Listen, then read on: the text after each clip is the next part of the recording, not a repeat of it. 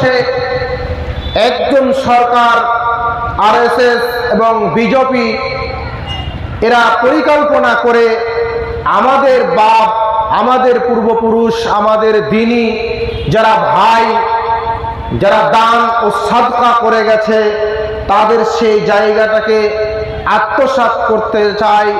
ওয়াকাফ শব্দের অর্থ, এটা একটি আরবিক শব্দ।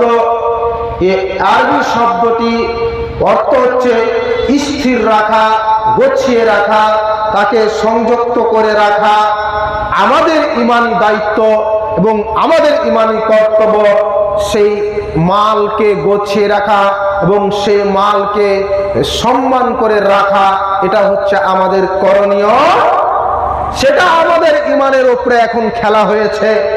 আল্লাহ তাবারক ওয়া তাআলা আমাদের ইমানের উপরে ফেলে দিয়েছেন। সেই ওয়াকাফটা কি? ওয়াকাফটা কার মাল? কোথা থেকে আসলো? কোথা থেকে চালু হলো? প্রথম কে চালু করলো? এই নিয়ে একটু আপনাদেরকে বলি, তাহলে আপনারা বুঝতে পারবেন, আপনারা জ্ঞান অর্জন করতে পারবেন যে এটা কি। আপনাকে আমি যে কথাটা বলছি, বুঝাতে চাইছি যে হযরতে উমর রাদিয়াল্লাহু তাআলা আনহু থেকে বর্ণনা করেন, রাসূলুল্লাহ সাল্লাল্লাহু আলাইহি ওয়াসাল্লাম বলছেন যে রাসূলুল্লাহ সাল্লাল্লাহু আলাইহি ওয়াসাল্লাম খয়বারে যে মালটি পেয়েছিলেন, রাসূলুল্লাহ সাল্লাল্লাহু আলাইহি ওয়াসাল্লাম বলছেন, আমি এর চাইতে দামি মাল, এর চাইতে দামি মাল আর পাইনি।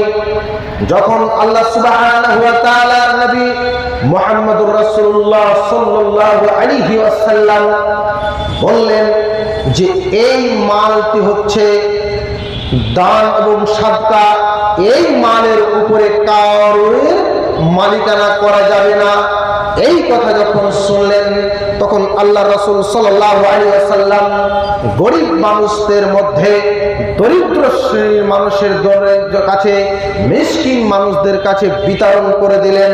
তাহলে এটা আমি বুঝতে পারলাম, এটা আমি জ্ঞান উপলব্ধি করতে পারলাম, তাহলে আমরা যে মালটা দান করেছি, যে মালটা সাদকা করেছি, সেটা হচ্ছে ওয়াকাফ। কি বললাম, বুঝতে পারছেন?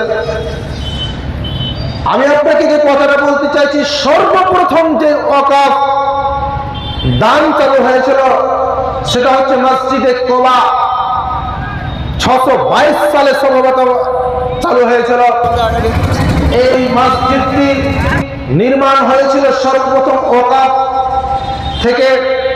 তারপরে 6 মাস পরে দ্বিতীয় ওয়াকাফ চালু হয়েছিল, সেটা দান করেছিল রাসূলুল্লাহ সাল্লাল্লাহু আলাইহি ওয়াসাল্লামের মসজিদ, মসজিদে নববী। 2 জন এতিম বাচ্চার জায়গাকে সেখানে ওয়াকাফ দান করেছিল, দান সেই জায়গাতে মসজিদ নির্মাণ করেছিল। তাহলে আমরা কি বুঝতে পারলাম জায়গাটা কি? ওয়াকাফ জায়গাটা আমাদের পূর্বপুরুষ যারা, বিগত যারা আমাদেরকে দান করে গেছে, সেই জায়গাটাকে সরকার আমার কাছ থেকে, আপনার কাছ থেকে ছিনিয়ে নিতে যায়। আপনারা আজকের জালসা কিসের উন্নতি কল্প করেছেন? কিসের? মসজিদের উন্নতি করবে, তাই না? তাহলে আপনি এখানে দান দিবেন, দিবেন কি দিবেন না? আর আপনাকে আমি বুঝাচ্ছি, দিবেন কি দিবেন না? এই দানটা আপনি দিলেন মসজিদে, মসজিদে দেওয়ার পর এখানে ধরে নেন আমি প্রধানমন্ত্রী, ইনি ধরে নেন রাষ্ট্রপতি, উনি ধরে নেন মুখ্যমন্ত্রী। এখন আমরা মিলে একটা আইন পাস করলাম যে আপনাদের ওয়াহিদপুরের মসজিদটা নিব। ওই মসজিদে আমরা ওখানে কি করতে পারি?